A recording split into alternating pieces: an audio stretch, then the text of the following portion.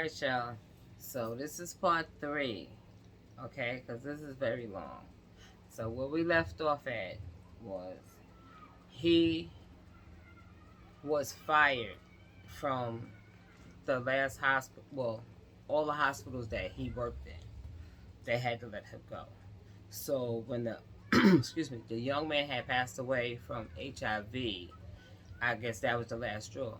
So that hospital had asked him to, to get the hell out of here. So he wasn't trying to get the hell out of there. So they had this. My understanding was they had to have a petition to get him out. So now,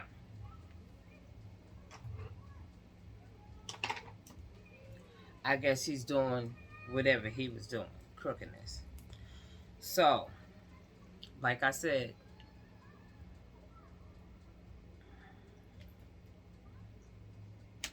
I was still scared because, like I said, he was on the run.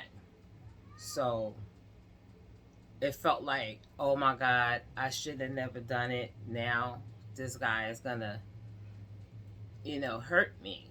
And like I said, in the library, the young lady was telling me he's not a doctor. And I'm like, oh my God, he's an intern. And it wasn't no he wasn't a psychiatrist, nowhere, no how. So now I'm like, who is this person? So what happened was, let me just tell you this part here.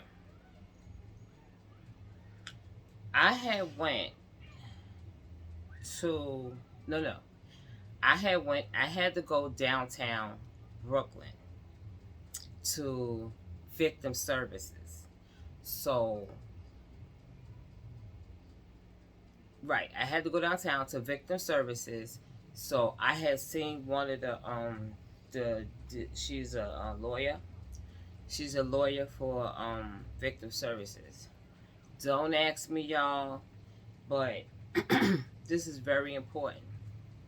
Very, very, very important.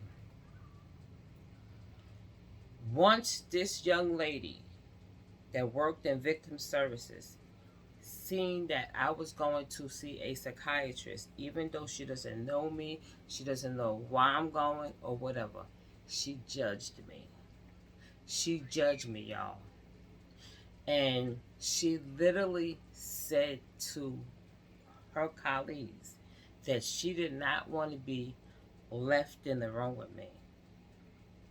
So, right there, it was crazy. So she actually lied and said to me that my husband had a felony, that he had robbed somebody, stuck up somebody, robbed somebody, which is not true. He doesn't have a record, not at all, not at all. When he was younger, none of that. He's not that dude. So now she literally said to them that she was scared to be in the room with me. I don't know why, because she see that I go to a psychiatrist, I may be crazy. This is what I'm trying to say. They try to judge you because you go see a psychiatrist.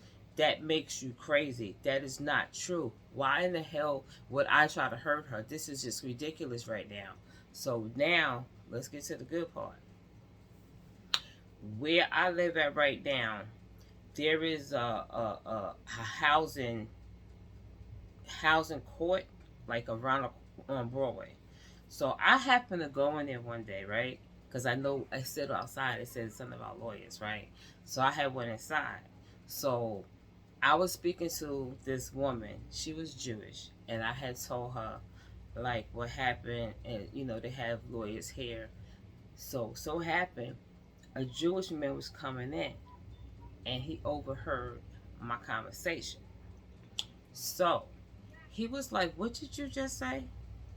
I'm not trying to get in your business. I work here." He said, "I'm a lawyer." He said, "What did you just say?" So I had told him what happened. So it was very, very hard for me to tell him. I told him I was embarrassed. He said, "I'm a lawyer. Tell me what happened." So I had told him what happened. And he was like, You went downtown Brooklyn? You went to 320 Brooklyn? I said, yes. And I'm not going to say her name, but he was like, I know her. I know, I work with her. He was like, are you serious right now? She did that? I said, yes. Okay.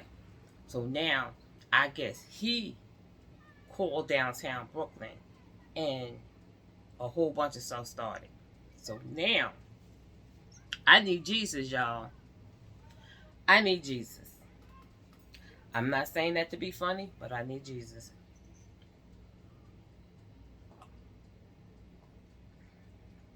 I'm Catholic.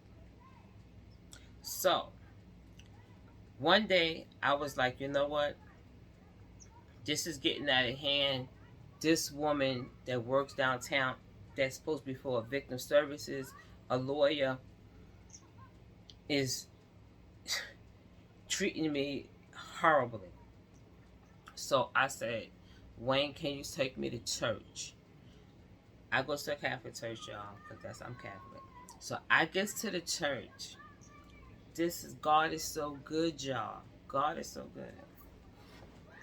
I get to the church. Bernadette said, "What's the matter, Pamela?" So I had told her what happened, and she said, "Come here, I want to talk to you." She said, "Why you think I'm a nun now?" She said, "That same thing that happened to you happened to me, and it was by a doctor." And I was like, "What? This is crazy." Yes. No, that was Sister Margaret. Sorry. Sister Margaret told me that. And I was just like, oh my goodness. Okay. Now I just want to go inside and I want to go and pray. So now I go inside and go to one of the pews. I light a candle and I just started praying because I was feeling horrible, y'all. Feeling horrible. So now I didn't know Sister Margaret went to talk to Sister Bernadette. Sister Bernadette. So she was like, Pamela, when you get finished. No, she came. I was still praying because I was in there for a minute, y'all. I needed Jesus, y'all. So I'm in there praying. And when I got finished, she said, come here. So she said, Sister Bernadette wants to see you. So now I go inside and Sister Bernadette is in her office. So she said, hey Pam, how you doing? You need anything? I'm like, no, I'm good. I'm here every Sunday, so she see me and stuff. So she was like, tell me what happened. So I had told her what happened. She said, you know what? Where did you go at? I said 305 downtown at the victim services. Right. Where the lawyers at. These are all the lawyers and stuff like that. She said, I know who she is. She said, Pamela, do you know what I do? I said, you a sister. You a nun. That's what I know you do. You are a nun. She was like, you didn't know I was a lawyer? I was like, wait, what? She said, I worked there. I worked there. Now, mind you, as me and her sitting here talking, her phone rings. She picks up the phone. She said, oh my goodness. This is only God. She said, I have somebody in front of me right now that needs to talk to you. She hands me the phone. I don't know what's going on. So now the person says, how you doing? I told her, fine.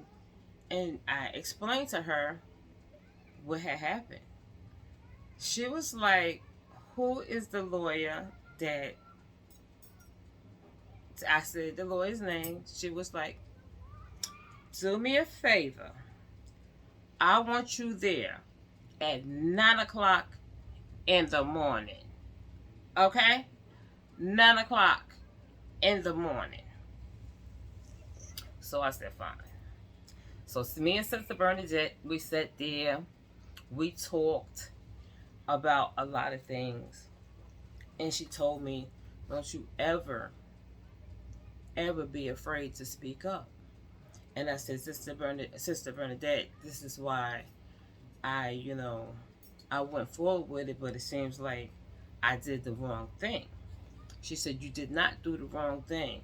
Look how the Lord brought you to me. I worked with her.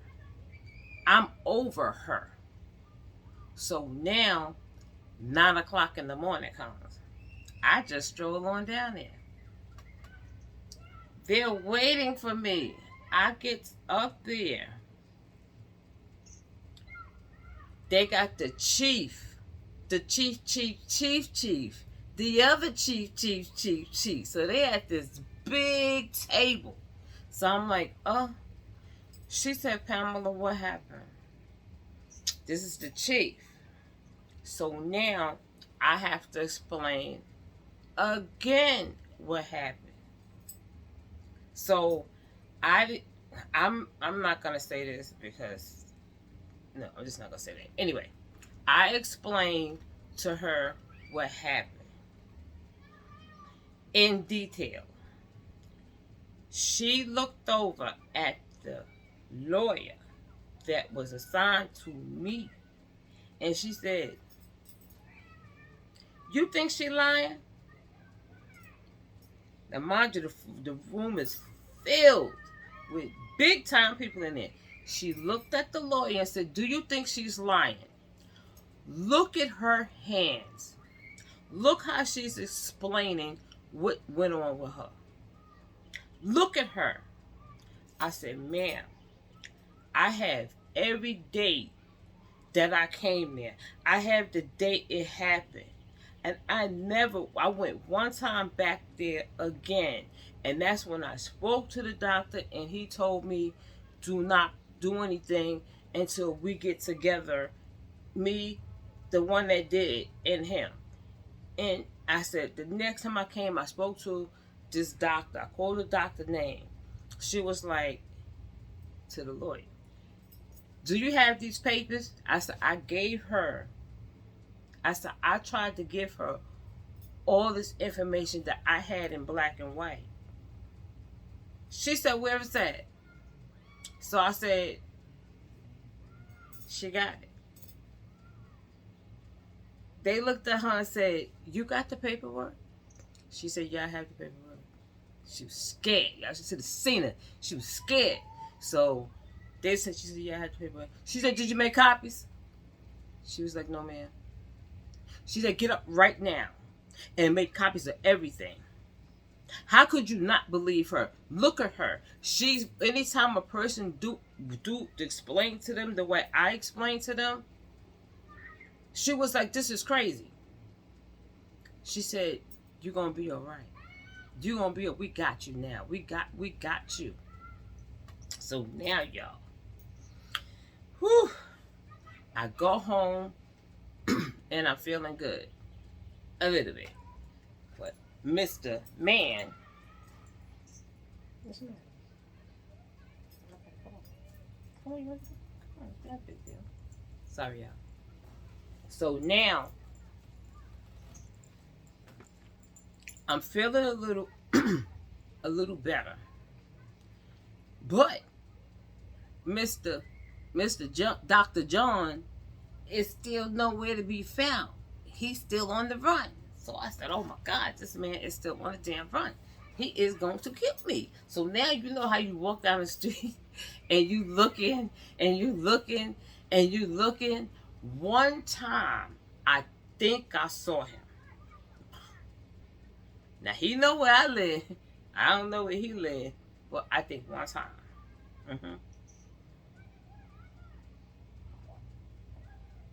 Now, this the crazy part happened. I'm in the house on a Saturday. So he knows where I live. And he knows on Saturday, for some reason, this area is very quiet. because it's Sabbath. So it's quiet. Nobody was outside. It was just quiet. So I get a phone call, y'all. I picks the phone up in the house. It's not on my cell phone, on my house phone. And I said, hello? They was like, Pamela? And I said, yeah. He was like, I need to talk to you. I was like, what? He said, I need to talk to you. I said, sir, who is this? He said, I'm calling on behalf of Dr. John. I said, hello. How he got you calling me? What you talking about? He said, listen to me. Listen to me. I'm going to need you to open up that door. I was like, sir, leave me alone. And I slammed down the phone. So now, oh wait, I'm skipping. He said, I'm a private investigator. This is what he said. I'm a private investigator on behalf of this fool, the Dr. John. And I was like, I don't care. No, I'm lying again. Right. He said, I'm a retired police officer. That's what he said. I'm a retired police officer and I'm working with Dr. John. And I said, well, I'm going to call the real police right now. And I hung up. So now I'm calling. Hello? Oh, I'm still skipping y'all. I'm just so confused. Okay, let me get it back right. He said, I'm a retired police officer. I'm going to need you to open up that door right now. And we need to talk. I said, I ain't opening up nothing. And he was like, no, I'm downstairs right now. This is what he said, y'all. I'm downstairs right now. So I said, oh my God, I'm calling the real police. So I hung up the phone and I called the police. I said, he gonna kill me. I said, oh my God, get here. He gonna kill me. Oh my God. He just had somebody call me. They said they downstairs and they gonna get me. They gonna get me. He gonna get me. He said he was a retired police officer and he gonna get me. Right? So now, zoom. Mad people at the door. Blip, blip, blip. So I said, oh my goodness, who is it? Police. I was like, no, I can't open the door. I can't open the door because I don't know who the fake police is. I don't know who the real police is. He was like, Pamela, I got you. Look at my badge. I'm from, that station. So I was like, I don't know. But it was a lot of them out there. So now I open the door. He said, what happened? He said, give me the phone. So now they looking through my phone because I have a call ID. So they got the number, whatever like that. So they was like, oh my God, he's still not caught. So I'm like, oh my goodness. He's sending people to kill me. He gonna send somebody to kill me. Oh my goodness. I knew I shouldn't have did this here. I knew it. I was so nervous, right? I was so nervous. I was freaking out of my mind. I'm like, I knew I should have did this here. Oh my goodness. I'm gonna die. So now my house is filled with police officers. So not with the uniform. These are all undercover police, DTs. So now he was like, okay, lock your door. Okay, did you eat? I said, no, sir. No, sir. I said, I'm gonna order something in because I'm not going out there. He was like, are you stupid? I was like, what? He was like, don't order nothing. Do you understand? You don't watch TV? If you order something, he could be delivering it and knock him in the head and he have the stuff and come inside your house. We don't know the man. I'm like, oh my goodness. So they was like, listen, come on with us. We're going to go take you to get something to eat and you lock yourself back up in this house, okay? Don't open the door for nobody. So I was like, okay. I'm so scared right now, y'all. I need to calm down and I need to eat and I'm scared and I need to hurry up and catch this damn guy. I said, y'all ain't catching yet? They said, we looking. Okay. So they took me to the store, to the restaurant. I went to excuse me, that popcorn. I went to Cucho Frito, and I had got me some, something to eat. Cause Wayne's at work. He's at work, so he doesn't know all this here. Oh, I'm calling him and telling him, but he wasn't here.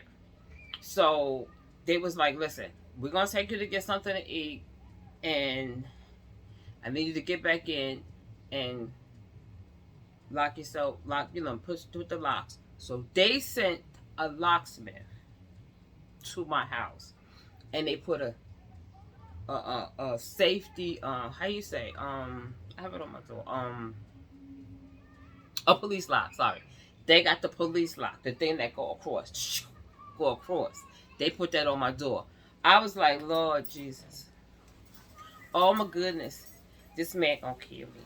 Now, mind you, Dr. John is 6'4", weigh about 400. About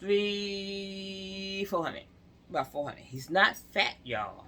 He's just big as, he's big. And he got hazel eyes. So now they put the lock on the door. I feel much better, and all that stuff there. So, y'all, it's going to be another part to this here. Because I'm exhausted, okay? I'm going to finish it up, y'all. All right. Gotta go. Hit that like button and subscribe, y'all. Part 4 is coming up. Is it 3, 4? One of them. All right, y'all. Peace. I'm out.